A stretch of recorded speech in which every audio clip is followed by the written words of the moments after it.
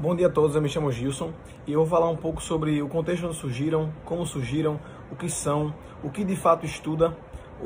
estudam no caso, os estudos culturais. Então os estudos culturais eles surgiram no contexto ali do fim da Segunda Guerra Mundial, no contexto do pós-guerra, em uma sociedade ocidental marcada por essas cicatrizes que a Segunda Guerra Mundial deixou e marcada por um constante avanço nos meios de consumo e nos veículos de mídia. Pautado nisso, os estudiosos da época entenderam que seria importante e interessante para que se desse continuidade à sociologia daquela época, daquele período, digamos assim, que se entendesse como a cultura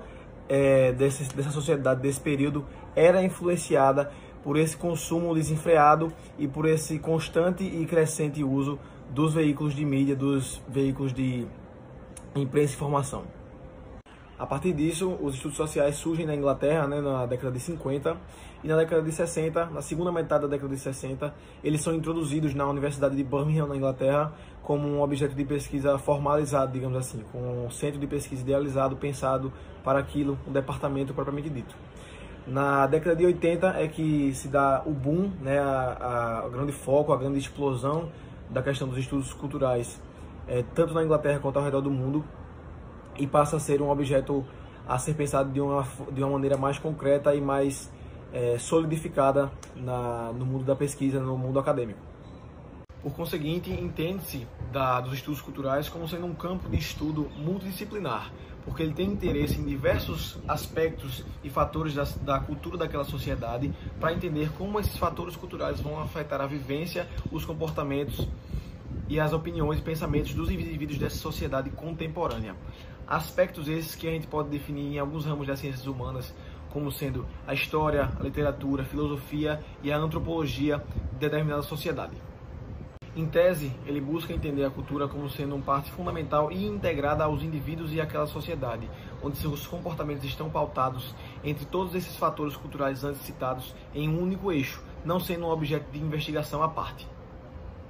Bom, partindo agora para os principais nomes dos estudos culturais, dentre todos eles, a gente pode citar 4, que foram os que mais se destacaram dentro dos estudos culturais. São eles Stuart Hall, Thompson, Richard Hogarth e Raymond Williams. Stuart Hall nasceu em 1932 e traçou um panorama histórico ao redor da compreensão da identidade em diferentes momentos, demonstrando como as transformações sociais advindas da modernidade produzem profundos efeitos à maneira pelo qual o indivíduo entende a si mesmo e é entendido socialmente. Thompson nasceu em 1924 e lançou a ideia de uma interação mais flexível entre mestre e alunos, pretendendo dessa forma se libertar do âmbito das relações estabelecidas na sala de aula. Já Richard nasceu em 1918 e estudou as relações entre cultura e política, o que teve uma importância extrema, pois abriu espaços para novas investigações. Junto com Stuart, Richard ajudou a tornar os estudos culturais um projeto intelectual e cívico, onde possibilita uma grande intervenção crítica e informada na sociedade. E por último, mas não menos importante, tem Raymond, que nasceu em 1921 e mostrou que a esfera cultural era decisiva tanto para a compreensão literária quanto para os estudos da sociedade. Ele, junto com Thompson, partiram de vivências concretas para a construção dessa teoria,